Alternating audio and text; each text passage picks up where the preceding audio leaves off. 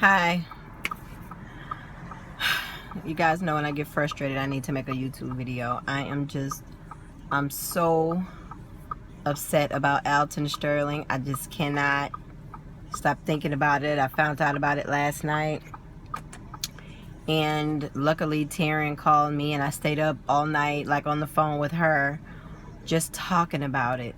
And I'm thinking, instead of my son being a special edition, he is an endangered species where people can hunt them down and kill them. And the only reason that this whole fiasco is not on CNN is because they're waiting to find some more dirt on this man. They're waiting to make his character bad. I'm so sick of black men being treated like some endangered species. I can't even say a gorilla or ape because they didn't even want to kill Harambe. They had to think about it first. I got up. When I've heard about it, it was maybe 2 o'clock in the morning, something.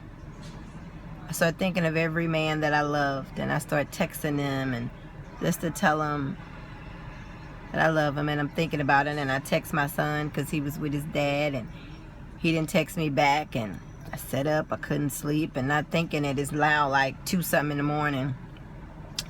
And he ended up texting me when he got up for work this morning. And he told me that he loved me and he was okay. And I worry about him often.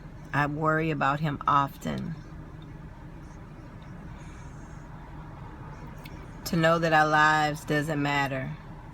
To know that no one gives a damn. To know that it is no Martins or Malcolms. Nobody is coming for us. Nobody is coming to save us. Nobody gives a fuck. The black men that I know are making memes or memes or whatever the fuck they call them and trying to be hot boys and still fucking bunches of bitches at 40. They ain't trying to be grown. They ain't trying to stand up for the masses. They ain't trying to do nothing different but live small.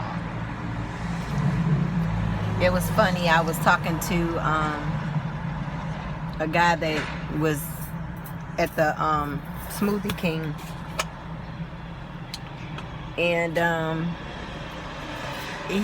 it was all over my face. I was jacked up, and he said, "Girl,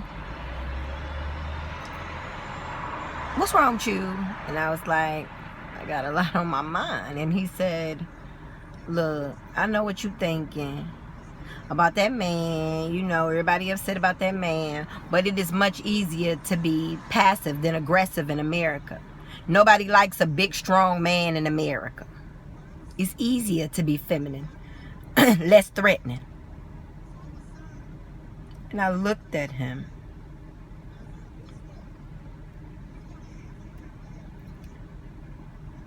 And I couldn't get the words out of my mouth. I'm pulled up on the side of the road. I couldn't get the words out the side of my mouth, to tell him that you come from warriors. You're supposed to provide and protect. The Bible says so. It's okay to be strong in your masculinity, and you don't have to dumb yourself down or play yourself soft so you won't be killed. And I understand it.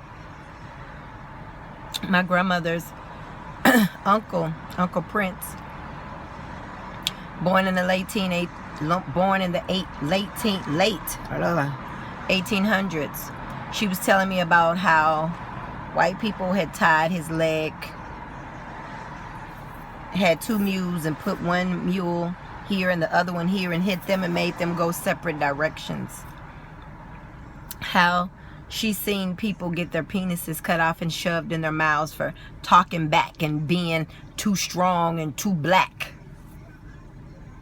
And I've always wanted someone in my life that was always too strong and too black.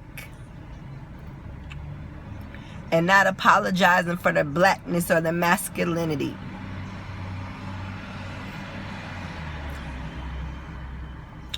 Someone who's at work selling CDs, taking care of his children, was gunned down for making a living outside of corporate America. He had the okay from the store owners to sell his CDs, to run his business. Nobody wants you to be a CEO. They want you to stay in the slavery that they set up for us. And in his cries, I heard my son saying that he wants his daddy. 3 children, no daddy. Gunned down for working. Gunned down for selling single cigarettes. Gunned down for having a tea. Gunned down for cigarellos. Just gunned down. And when all these strong men tell me that it's not their fight, and they tell me that they don't really have time for it, and they spend all their time on social media putting up stupid ass posts and doing nothing while we're killed, while they're killed. Us waiting by the sideline, waiting on direction, because whatever they tell us to do, we follow. Even though that they get on and leave us for a white woman, when they protest, we're on the front line. I've been pepper sprayed more times than I got fingers and toes. I'm always marching for them, standing for them, standing beside them. Wondering why they ain't fighting for their damn self, or they too blind or too stupid to know that this is time. If it's never been time before, it's time now.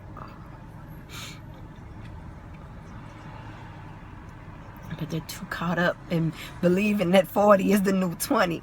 Wasting 2 and 3 decades and watching their sons get incarcerated or killed daily.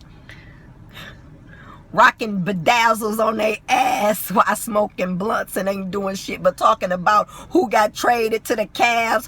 What the fuck? I wish more men were like me. Unapologetically and politically incorrect. They killing you anyway. They're killing you anyway. Killing you anyway. Can't be too strong. You can't be too masculine. You can't be too black. I'm talking about Jesse Williams, and we've been talking the same shit Jesse Williams has been saying for years now. Hollywood is getting in it, and they upset about it. They don't want to watch Grey's Anatomy. Fuck you.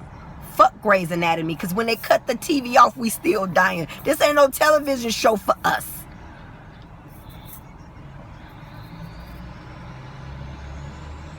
We need more Jesse Williams. We need more people asking questions. We need more people fighting. We need more people standing up. I protest. I've been protesting since, I can't even tell you when I started. They had a picture of me in the newspaper. I was about 8 years old. My grandmother had me marching on Collinsville Avenue for something. Had to be maybe like in the 2nd grade. I protest with Catherine Dunham and Dick Gregory when I was a teen, and Rodney King. I protested. I've been protesting. I'm tired of protesting. My shoes don't have soles. I've been walking all my life.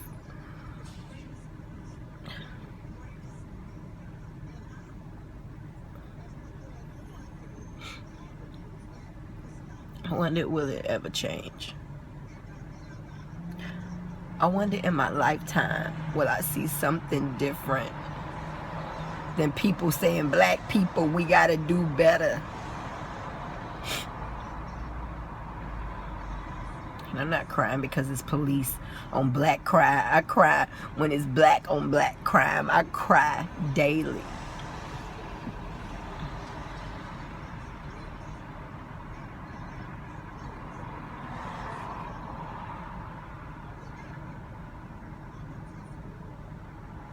Who stands up for us? Who stands up for us? We don't stand up for us. When I tell you, black men, we need you.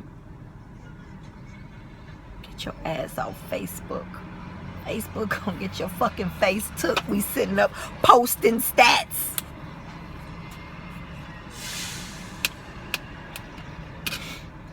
Let's take our dollars back. Let's find a way to get out this system. Let's find some way to support each other like we used to. We used to really support each other. You lose your job. We sign up for food stamps. No, everybody on the block bring you food. You don't got no job. You lost your job. Come over here. We'll find some work for you. I make sure I take 10% of my income every time I get money and make sure I invest in black businesses.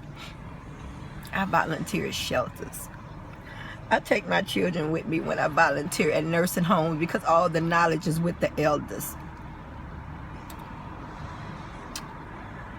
I feel so small. And it's funny, as a blogger, I have 100,000 people following me. Following me to do what?